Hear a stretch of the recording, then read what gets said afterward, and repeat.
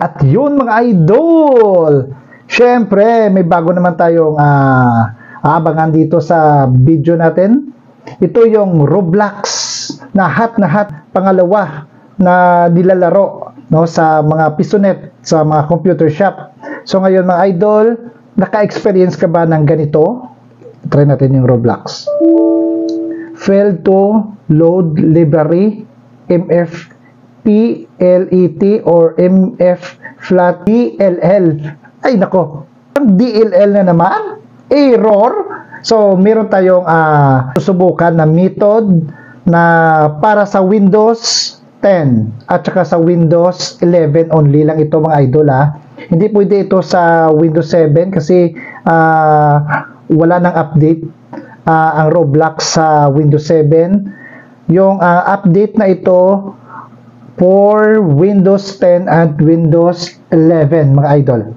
So ito yung mga paraan, no, sa Roblox. I-check natin ito failed to load library, DLL na naman.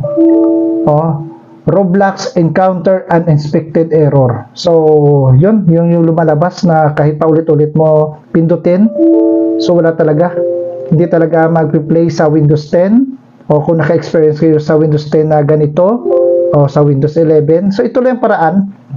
Pupunta tayo dito sa start menu at dito sa home name mo, tapos change account settings.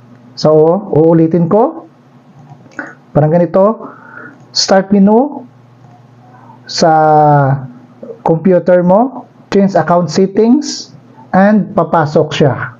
So hahanapin natin yung optional pictures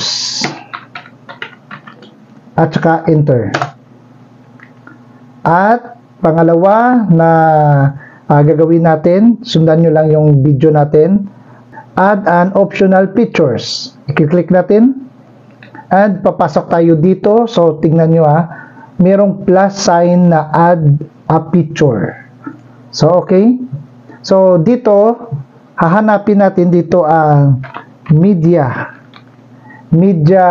picture pack at saka i-check natin and install mga idol, install. So hintayin natin, siguro magra-round lang ito ng mga 3 to 5 minutes, no? 3 to 5 minutes. So hihintayin natin at saka babalik po tayo mga idol. Hihintayin natin na mapuno ito hanggang dito at i-check natin kung ang history, kung mapapasok dito sa history. Kung hindi, hindi yan na-install yung in-install natin na Media Picture Pack. So hintayin natin, babalik po tayo mga idol.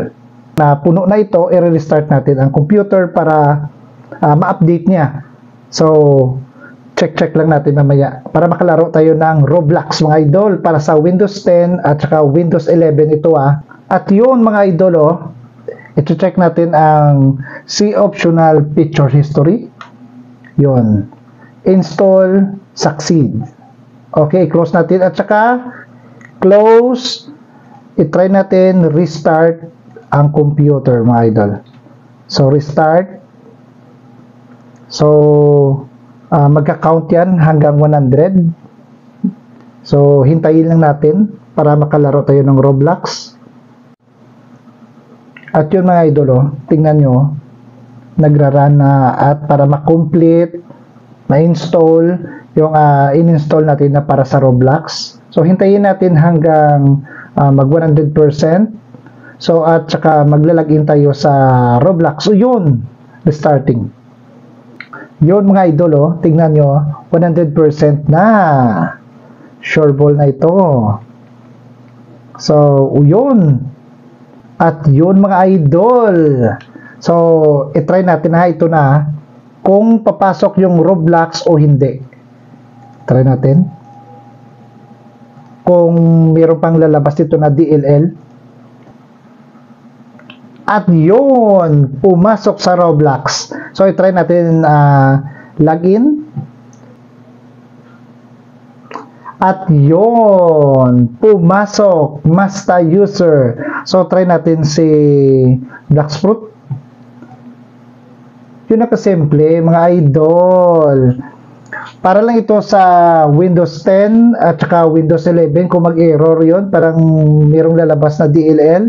Yun lang yung gagawin mo, mga idol, at papasok talaga yung Roblox. So, ito na. Yun, para sa Roblox. Tingnan nyo. Yun. Yun. Simple lang. Grabe. Roblox kagad, oh. Yun. Syempre, mga idol, please like, comment, and share, mga idol. Syempre, pakisubscribe. Yun na yun. Yun na yun. Yun na yun. Yun na yun. Yun na yun. Yun na yun. Maraming salamat, mga idol. Sa Big Paintball 2.